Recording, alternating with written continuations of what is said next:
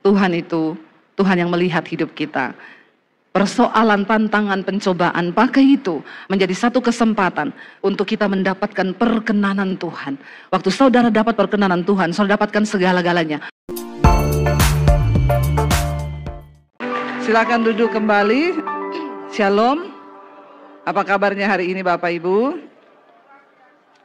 Iya, hari ini saya ingin menyampaikan firman Tuhan tentang apa arti di dalam hidup kita ini Bapak Ibu ya. Secara manusia seringkali kita berpikir bahwa hidup kita ini ya karena kita ada, lalu kita hidup semau-mau kita, apa yang kita mau ya kita hidupi. Sekarang ini saya mau usaha ini ya saya lakukan, saya mau begini ya saya begini tuh mau-maunya saya. Tapi sebagai orang percaya ya saya percaya hidup ini bukan sekedar hidup saja, amin. Tapi ada rencana Tuhan dalam hidup kita yang harus kita hidupi, yang harus kita genapi supaya kembali nanti satu saat ketika kita dipanggil Tuhan, kita bisa mempertanggungjawabkan seluruh hidup kita.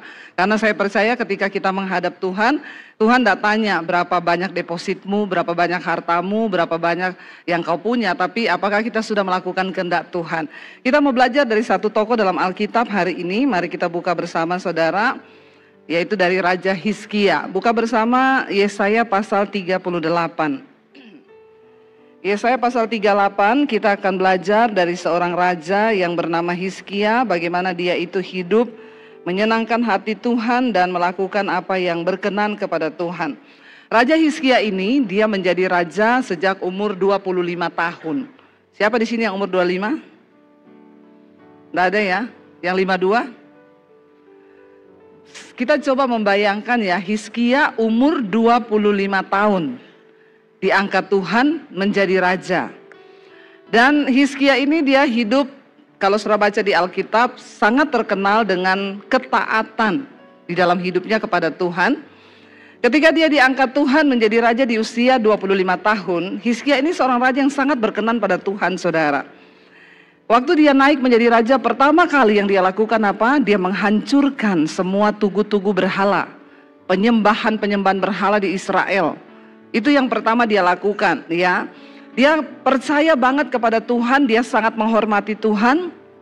Makanya ketika dia diangkat menjadi raja, yang pertama kali dia lakukan adalah dia menghancurkan tugu-tugu berhala yang dibangun oleh nenek moyang. Lalu dia juga yang menghancurkan patung ular tembaga yang dibangun oleh Musa. Kalau saudara pergi ke Gunung Nebo di Israel, di sana saudara lihat itu patung tembaga itu hanya buatan, yang asli sudah dirobohkan. Sama siapa? Sama Raja Hizkia. Karena ketika itu dibangun pada zaman Musa, orang Israel datang ke sana mempersembahkan korban di patung itu. Dan itu menjadi sebuah penyembahan berhala yang Tuhan murka, yang Tuhan marah, saudara. Jadi ketika Hizkia menjadi raja, itu juga dirobohkan oleh Hizkia ya. Dan Hizkia adalah seorang raja yang dipakai Tuhan untuk membebaskan bangsa Israel dari tangan Raja Sanherib, Raja Asyur. Ya, pada waktu itu ditaklukkan saudara oleh Asyur, Israel itu tidak berdaya. Tapi ketika Hizkia bangkit menjadi raja, dia seorang yang takut akan Tuhan. Dan Tuhan menyertai dia. Sehingga apapun yang dia lakukan dibuat Tuhan berhasil. Ya, jadi kuncinya kita ini harus takut Tuhan. Bilang kanan kirimu, hidup takut Tuhan kau. Ya, supaya kau disertai dan diberkati Tuhan. Kita baca bersama Yesaya 38. Judul perikopnya Hizkia sakit dan disembuhkan, saudara. Kita mau lihat kenapa Hizkia itu diberkati Tuhan, bahkan doanya dijawab. Baca bersama ayat yang pertama. Pada hari-hari itu Hizkia jatuh sakit dan hampir mati. Lalu datanglah Nabi Yesaya bin Amos dan berkata kepadanya, beginilah firman Tuhan, sampaikanlah apa? Pesan terakhir kepada keluargamu, sebab engkau akan mati dan tidak akan sembuh. Ya saudara, kalau Nabi yang berkata begini itu kira-kira benar-benar terjadi enggak? Ya, Nabi Yesaya loh. Dia disuruh Tuhan datang kepada Hizkia menyampaikan bahwa kasih tahu pesan terakhir kepada keluargamu, karena kau tidak akan sembuh, tetapi mati. Ya, kira-kira kalau saudara mengalami hal yang demikian, ya, bagaimana respon saudara ketika Tuhan berkata umurmu tidak akan panjang lagi? sampaikan pesan terakhirmu. Mau sekaya apapun saudara, sesukses apapun kita, ketika dikatakan sampaikan pesan terakhirmu. Ya, kematian adalah hal yang banyak ditakuti oleh orang, termasuk banyak orang Kristen. Siapa yang takut mati? Angkat tangan. Yang sudah siap mati, angkat tangan. Yang bingung, angkat kaki. Saya enggak tahu nih karena jam 7 jadi jemaat masih ngantuk atau bagaimana ya. Tapi ya kita harus jujur loh di hadapan Tuhan. Ya, ketika Tuhan berkata sudah selesai, ya kita, ya itulah ya hidup. Dan ya kita harus menemukan, saya ini hidup selama ini sudah berbuat apa aja buat Tuhan. Ya, atau saya cuma ya hidup hanya sekedar hidup. Yesaya berkata, dan Yesaya ini seorang nabi Tuhan, hamba Tuhan yang luar biasa ya. Kalau Tuhan suruh sampaikan itu sama raja loh. Dia datang kepada raja, dia nggak ngomong manis-manis. Raja, percaya ya raja, raja pasti sembuh. Ya, itu kan banyak pendeta-pendeta sekarang ya. Kalau ketemu ya raja pasti sembuh raja ya, nggak ada yang mustahil bagi Tuhan raja ya. Padahal kalau memang kita lihat orangnya memang ya Tuhan bicara dia mati ya kasih tahu dia mati, amin. Mau raja mau siapapun kalau waktunya mati ya pasti mati. Ya saya ingat ketika terakhir kali saya berdoa buat Kiki Fatma lah saudara. Pada waktu itu dia pengen ketemu sama saya, lalu saya datanglah ke rumahnya. Saya lihat dia terbaring di tempat tidur. Ya saya berkata kepada dia, ya Ki, mati adalah keuntungan di dalam Yesus. Jangan takut, karena kita ketemu Tuhan Yesus. Jadi persiapkan hidupmu, percaya mati adalah sebuah keuntungan. Saya nggak ngomong, kamu pasti sembuh ya, nggak usah menghibur-hibur. A katakan A, B katakan B. Ya, dan kalau saudara juga dikatakan hamba Tuhan, begitu jangan kepahitan. Itu kok malah, karena saya lebih baik mempersiapkan orang itu menghadapi kematian. Tidak semua orang siap menghadapi kematian. Tapi mau tidak mau kita harus siap. Jadi daripada tidak siap, lebih baik sekarang mulai siap. Siap, bilang kanan kiri mau siap-siap mati. Jangan tertawa, ini serius ya. Biasanya saudara kan dengar kalau pendeta bilang kanan kirimu, Tuhan baik. Itu sudah biasa. Bilang kanan kirimu Tuhan memberkati, itu sudah biasa. Ya tapi katakan yang tidak biasa, kanan kirimu siap mati kau, bilang. Ya karena siap atau tidak siap, kalau harinya datang kita harus siap. Ya mau sekaya apapun kita. Lalu saudara Hizkia berkata begini, ayat 2 dikatakan di sana, kita baca bersama. Lalu baca orang Bandung ini tidak usah terlalu loyo ya. Kalau saya suruh baca tolong baca Alkitab ya. Saya tahu saudara ini jarang-jarang baca Alkitab ya. Ayat 2 baca bersama 1, 2, 3. Lalu Hizkia memalingkan ke arah dinding dan ia berdoa kepada Tuhan. 3, ia berkata, ah Tuhan, ingatlah kiranya bahwa aku telah hidup di hadapan-Mu dengan setia dan dengan tulus hati, dan bahwa aku telah melakukan apa yang baik di mata-Mu. Kemudian menangislah Hizkia dengan sangat. Saat itu juga ketika Hizkia mendengar apa yang diucapkan oleh Nabi Yesaya, dia nggak takut, dia nggak apa, tapi dia menangis, dia berbalik ke arah dinding, dia meratap di dinding itu. Ratapan dan doanya dia bilang apa? Dia berdoa kepada Tuhan, dia cuma bilang gini, ah Tuhan, ingatlah kiranya bahwa aku ini telah hidup di hadapan-Mu dengan setia dan tulus hati. Satu saat kalau kita menghadap Tuhan, atau kita tahu kita mau mati dipanggil Tuhan, apa doa kita kepada Tuhan saudara? Kalau kita mau bilang Tuhan, ingatlah Tuhan hidupku. Kira-kira apa yang saudara mau ngomong tentang hidup saudara? Ingat Tuhan, aku ini masih selingkuh loh. Ayo, bertobat ya. Tapi saya percaya di Bandung gak ada yang selingkuh ya. Gak ada toh? Gak ada yang ngaku. Apa yang kita mau sampaikan di hadapan Tuhan ketika satu saat kita akan dipanggil Tuhan? Hizkia dengan berani berkata, Tuhan ingatlah kiranya bahwa aku telah hidup di hadapan-Mu dengan setia, tulus hati, melakukan apa yang baik di mata-Mu. Kemudian menangislah Hizkia dengan sangat. Kita nggak perlu alay lebay ngomong sama Tuhan apapun, sebab Tuhan tahu hidup kita. Amin, saudara. Apa arti dari hidup kita hari-hari ini? Waktu kita menghadap kepada Tuhan, apa yang akan saudara sampaikan tentang hidupmu? Apa yang akan kita sampaikan? Waktu kita dibilang mau mati, kita mau nangisi apa? Meminta Tuhan membela kita, mendengarkan atau meminta kemurahan Tuhan, harus ada alasan, Bapak Ibu. Amin. Tidak semua orang Kristen berdoa itu didengar Tuhan. Tidak semua orang Kristen berdoa dijawab Tuhan. Berikan kepada Tuhan alasan apa untuk dia menjawab doamu, untuk dia memperhatikan hidupmu, untuk dia memberkati engkau. Harus ada alasan. Apa yang kita mau katakan sama Tuhan? Ingatlah Tuhan, aku ini kalau hidup berantem terus sama istriku. Aku ini suami yang kasar, mulutku kotor, jorok. Apakah hal-hal yang seperti itu yang kita mau katakan di hadapan Tuhan? Ya, apa yang kita mau katakan? Tuhan, ingat aku ini istri yang memberontak sama suami. Ingat Tuhan, aku ini anak. Aku ini hidup dalam percabulan, dalam kenajisan. Hello saudara. Berikan Tuhan alasan untuk mempertimbangkan hidup kita, agar dia bisa mendengar dan menjawab setiap doa dan permohonan kita. Amin.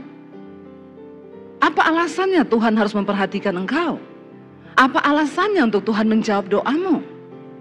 Yang pertama, Hizkia bilang, ingat aku ini telah hidup di hadapanmu dengan setia. Saudara, dalam hidup ini kita akan menghadapi banyak masalah, persoalan, pergumulan. Pertanyaannya, apakah kita setia kepada Tuhan sampai di garis akhir? Apakah kita tetap mau berkata, hanya Engkau Tuhan yang aku puji, hanya Engkau yang aku sembah Tuhan. Aku gak mau peduli seberat apapun masalah yang sedang aku hadapi. Sekali Yesus, aku mau bilang tetap Yesus di hatiku. Amin saudara. Jangan pernah berkata, Engkau ada enggak Tuhan? Ya, aku ini sudah ikut Engkau, tapi buktinya sampai hari ini di mana Tuhan?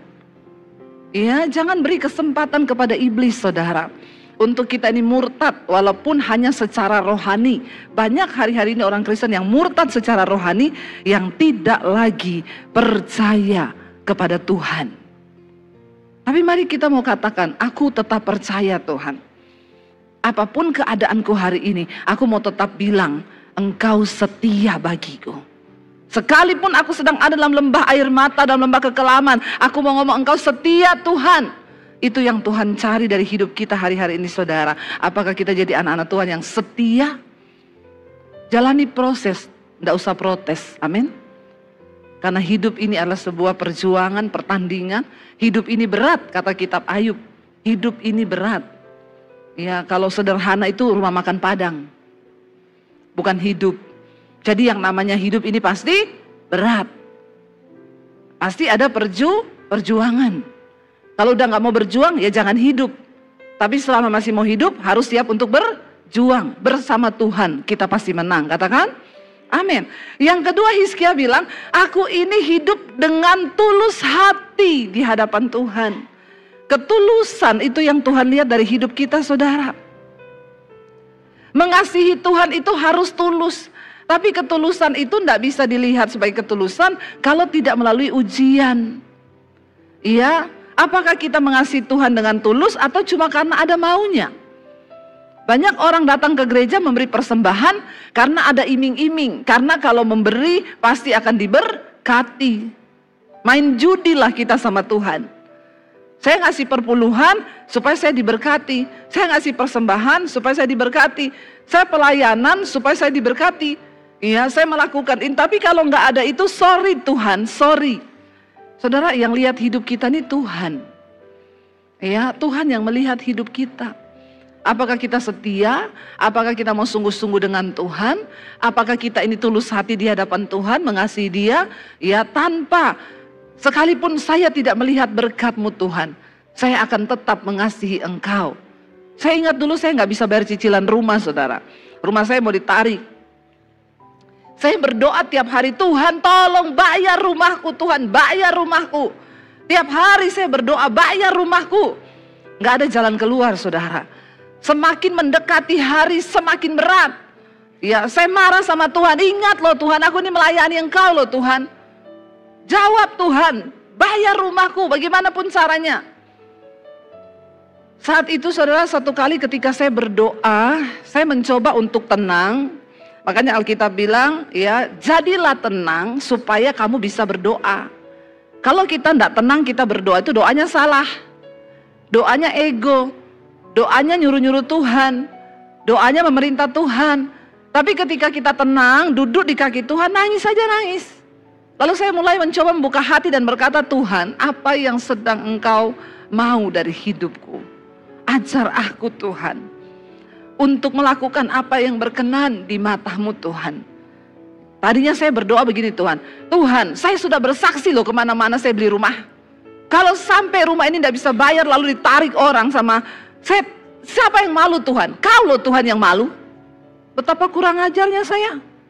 Ya, saya mau tanya saudara, Tuhan malu apa enggak karena kita? Ya kitalah yang malu, bukan Tuhan. Ketika saya akhirnya mencoba menenangkan hati, duduk di kaki Tuhan dengan ketulusan, mencoba mengerti apa yang Engkau mau dari persoalan yang saya hadapi Tuhan. Apa rencana-Mu, apa kehendak-Mu dari persoalan ini? Kasih tahu sama saya Tuhan, supaya saya mengerti. Ampuni saya selama ini kalau saya salah berdoa. Lalu Roh Kudus mulai bicara di situ. Kenapa kamu berdoa bilang aku akan malu kalau rumahmu ditarik? Aku Tuhan, aku mulia, aku agung, aku itu mulia, keagunganku itu melampaui segala-galanya. Jadi kalau rumahmu ditarik, aku tidak akan pernah dipermalukan. Yang malu itu kau, bukan aku. Hello. Jadi tidak usah menodong-nodong Tuhan. Ngomong Tuhan malu, padahal yang malu kita. Tuhan itu melihat sampai kedalaman hati. Akhirnya saya mulai menangis saudara di situ. Tiba-tiba saya menaikkan satu pujian, saya mulai menangis dengan air mata yang bercucuran, saya bertobat. Saya bilang, Tuhan, saya nyanyi, sekalipun Kau tak menjawabku, sekalipun Kau tak lepaskanku, namun ku akan tetap menyembah-Mu, takkan ku tukar dengan apapun. Saya bilang, Tuhan, walaupun Kau tidak jawab doaku, walaupun Kau tidak lepaskan aku dari masalahku ini, aku mau tetap bilang, aku akan tetap menyembah-Mu, sebab Engkau Tuhan, Juru Selamat, kekasih, pengharapan bagi hidupku. Katakan, tepuk tangan dong. Tolong jemaat Bandung agak bersemangat ya. Saya ini sudah berkeringat loh ini. Walaupun masih pagi, ayo kita semangat bagi Tuhan, amin. Ketulusan kita mengikut Tuhan ini karena apa? Apa karena kita mengharapkan sesuatu dari Tuhan? Kalau Tuhan udah gak jawab ya sudah. Bahkan banyak suami yang saya dengar kalau istrinya berdoa, doa terus kau. Emang Tuhanmu mau jawab utang kita? Peret banget kayak begini. Bertobat saudara ya. Bertobat. Jangan pernah engkau mengecilkan Tuhan hanya karena persoalan yang engkau hadapi. Dia tetap Tuhan. Dan itu gak akan merubah kemuliaannya. Kitalah yang harus berubah. Waktu saya mulai mengubah doa saya mulai pasrah dan bilang, Tuhan, dulu saya juga gak punya rumah. Jadi sekarang kalau rumah ini mau diambil, ambil Tuhan. Aku tetap bilang Tuhan baik. Waktu saudara, sikap hati kita berubah di hadapan Tuhan. Tuhan melihat ketulusan hati kita. Tiba-tiba Tuhan jawab. Ya, ketutup saudara sisa utang saya, bukan cicilan. Saya kan berdoa buat bayar cicilan. Ditutup sama Tuhan sisa 400 juta, selesai bulan itu juga. Bukan cicilan. Lihat cara kerja Tuhan. Lalu akhirnya saya pengen jual. Saya cuma hubungi satu jemaat yang saya nggak tahu rumahnya di mana, Bu. Ibu bisa tolong saya nggak minta uang sama ibu. Beli rumah saya, Bu. Soalnya rumah ini kalau nggak saya jual akan ditarik, saya udah nggak bisa bayar. Berapa Bu Debbie? Ya nanti kalau laku kita jual lagi, nanti keuntungannya. Karena kalau saya jual itu untungnya sudah 2 kali lipat, Bu. Tapi kalau cuma ditarik, saya rugi, Bu. Ya udah, ibu tombok dulu sisanya 400 juta, nanti setelah itu sertifikat saya serahkan ibu, kita jual. Ini kalau dijual, nanti keuntungannya kita bagi 2, Bu. Saya kembalikan uang ibu, sertifikat ibu bawa. Lalu dia cerita ke suami. Ya, suaminya tanya, itu sertifikatnya lengkap Bu? Lengkap. Ya udah minta nomor rekening, ditransfer 400 juta saudara. Waktu saya ambil sertifikat, saya tanya, Bu maaf alamat rumah ibu di mana ya? Saya mau antar sertifikat ini sambil nanti kita jual. Nggak usah Bu Debbie, yang lama sudah berlalu, yang baru sudah datang, itu berkatnya ibu. Loh saudara, semudah itu sorga berperkara, 400 juta loh. Tapi akhirnya saya cicil saudara, seadanya duit sampai lunas. Saya nggak mau berhutang, biar nama Tuhan yang dimuliakan, amin. Waktu saya menodong-nodong Tuhan, waktu saya marah-marah sama Tuhan, tidak tulus mengasihi Tuhan. Tapi ketika saya sudah rela dan lepas dan bilang Tuhan, sekalipun nggak tolong, aku tetap mau bilang Engkau baik, Engkau sungguh baik. Amin saudara. Dalam setiap masalah, Tuhan tuh mau mengubah cara berpikir kita. Tuhan tuh mau mengubah pandangan kita. Tuhan tuh mau mengubah cara mencintai kita kepada Tuhan. Hizkia bilang, aku hidup dengan tulus hati. Dan yang terakhir dia bilang apa? Dan aku ini telah melakukan apa yang baik di matamu. Hizkia nggak nangis dengan alay, Tuhan ingat loh anakku masih kecil-kecil loh Tuhan. Enggak. Dia cuma ingatkan Tuhan, ini loh alasan untuk Engkau beri dan jawab doaku, perpanjang umurku. Amin saudara. Aku hidup melakukan apa yang baik di matamu. Apakah kita sudah hidup melakukan apa yang baik di mata Tuhan hari-hari ini? Atau kita melakukan apa yang jahat di mata Tuhan? Kepahitan, kebenci orang, sirik, dengki, nggak mau berdamai, hidup dalam kenajisan, percabulan, perselingkuhan. Apa yang kita hidupi hari ini? Apakah kita melakukan apa yang baik di mata Tuhan? Kita belajar saudara. Kalau apa contohnya Bu melakukan apa yang baik? Hari ini kau sedang bermusuhan dengan keluargamu. Alkitab bilang berdamai, ampuni orang yang menyakiti kau. Lalu kita berkata, Tuhan sebenarnya berat bagiku, tapi karena Tuhan yang suruh, aku mau melakukan apa yang baik di matamu Tuhan. Aku ampuni iparku itu, aku ampuni mertuaku itu, aku ampuni adikku itu. Amin saudara. Itu engkau melakukan yang baik di mata Tuhan. Jangan cuma lakukan apa yang baik di mata manusia. Hari ini saudara, kita diberi waktu hidup sehari 24 jam. Berapa banyak jam yang saudara beri untuk Tuhan? Dan engkau tidak dipanggil hanya jadi jemaat gemuk di dalam gereja, yang setiap minggu datang cuma mau dipuaskan rohaninya. Tapi engkau mulai harus bergerak menjadi jemaat yang melayani, katakan amin. Layani Tuhan saudara. Iya. Kalau saudara punya talenta apa, datang di gereja, aku mau melayani. Kalaupun nggak di gereja, di luar gereja, jadilah berkat hidupmu yang bisa dibaca oleh semua orang, yang mulai berkata, Tuhan apa yang bisa aku lakukan untuk kerajaan-Mu? Sebab ketika kita menghadap Tuhan satu saat nanti, ya yang Tuhan tanya, apa yang sudah kau lakukan bagiku? Marilah kamu, hai anak-anakku, yang melakukan kehendak Bapa. Itu kan yang Yesus katakan. Pada akhir zaman nanti banyak orang akan datang ngaku-ngaku, Tuhan aku melakukan mujizat demi namamu, aku usir setan demi namamu, aku bangkitkan orang mati demi namamu. Tuhan bilang, enyah engkau semua daripadaku, aku tidak mengenal engkau, sebab engkau pembuat kejahatan. Tapi Yesus bilang, tapi aku akan berkata begini, marilah kamu yang melakukan kehendak Bapa, ayo masuk dalam kerajaanku yang mulia.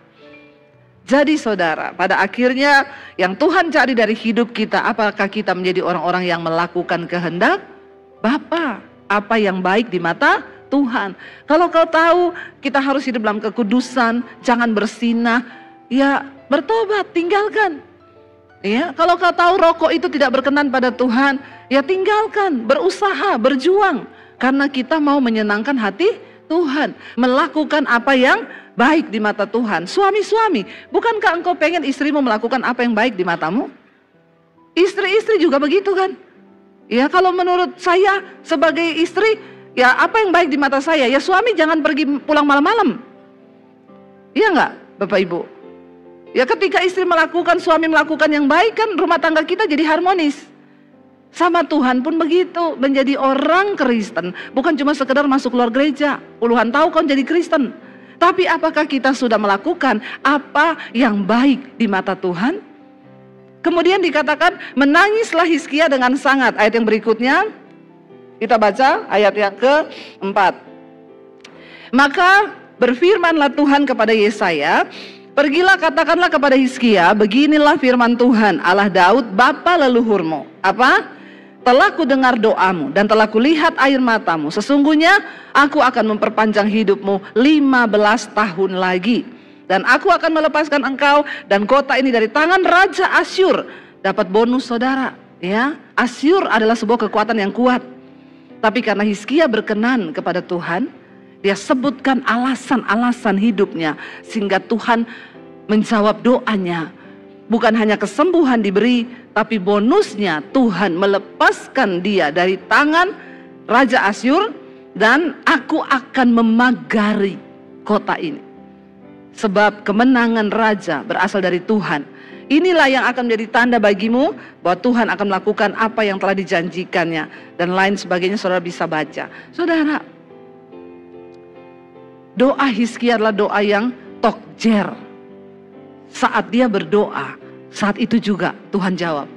Yesaya belum sempat pulang ke rumah, berbalik sama Tuhan, disuruh balik kembali ke istana. Aku mendengar doa Hizkia. Aku melihat air matanya, pulang kembali. Sampaikan, aku akan memberi dia umur panjang 15 tahun lagi, diberi kesempatan, ya lalu aku beri bonus. Aku akan lepaskan bangsa ini dari tangan Raja Asyur. Bukan dengan peperangan, bukan dengan perjuangan, bukan dengan kekuatan militer, tapi cuma dengan perkenanan Tuhan. Saudara, di hidup ini, kita butuh perkenanan Tuhan. Jangan coba hidup dengan kekuatanmu. Jangan coba berjuang dengan kemampuanmu. Karena Alkitab bilang terkutuk orang yang coba hidup dengan kekuatannya, yang coba hidup dengan pikirannya, tapi diberkati orang yang mengandalkan Tuhan. Apa arti mengandalkan Tuhan? Engkau hidup menyenangkan hati Tuhan. Engkau hidup berkenan kepada Tuhan dengan setia, dengan tulus hati. Ketika hari ini engkau sedang ada pergumulan dalam hidupmu, pakailah kesempatan itu untuk membuktikan kesetiaan dan ketulusan hatimu di hadapan Tuhan. Maka cepat atau lambat, Tuhan pasti akan mendengar setiap doa-doa kita. Amin. Ini kok waktunya sudah habis ya. Habis waktu. Saya undang para imam musik maju ke depan. Saudara, kita percaya bersama-sama bahwa ya apapun yang kita lakukan di hidup ini, Tuhan itu Tuhan yang melihat hidup kita. Persoalan, tantangan, pencobaan, pakai itu menjadi satu kesempatan untuk kita mendapatkan perkenanan Tuhan. Waktu saudara dapat perkenanan Tuhan, saudara dapatkan segala-galanya. Saya mau kasih contoh perkenanan Tuhan itu begini saudara. Roket itu kalau ditembakkan keluar angkasa, dia harus powerful, semua kekuatan dikerahkan. Kenapa? Karena dia harus berhadapan dengan gaya gravitasi bumi yang selalu punya kekuatan untuk mendorong semua benda yang naik itu akan dijatuhkan. Nah, untuk naik ke atas mencapai luar angkasa, dia menembus atmosfer bumi ini, itu ada satu kekuatan yang besar yang akan menjatuhkan dia. Dia kerahkan seluruh kekuatannya, powerful. Tapi waktu dia sudah tembus atmosfer bumi saudara, roket itu tidak perlu kekuatan lagi, dia tinggal mengorbit. Cuma memang banyak yang gak kuat ketika mau menembus atmosfer bumi ini. Banyak yang meledak karena tidak kuat. Mencapai perkenanan Tuhan seperti itu. Dalam hidup ini kita punya banyak pergumulan yang ingin menjatuhkan iman kita, tapi tetaplah kuat dalam Tuhan sampai engkau mencapai perkenanan Tuhan. Waktu kau sudah dapat perkenanan Tuhan, Hizkia tidak perlu bertempur melawan Raja Asyur, karena Tuhan yang beri kemenangan itu. Kita mau katakan di hadapan Tuhan, sekali Yesus tetap Yesus. Dalam segala keadaan kita mau percaya bahwa dia Tuhan yang mengasihi kita dan kita harus tulus mencintai dia. Amin. Bangkit berdiri bersama saudara.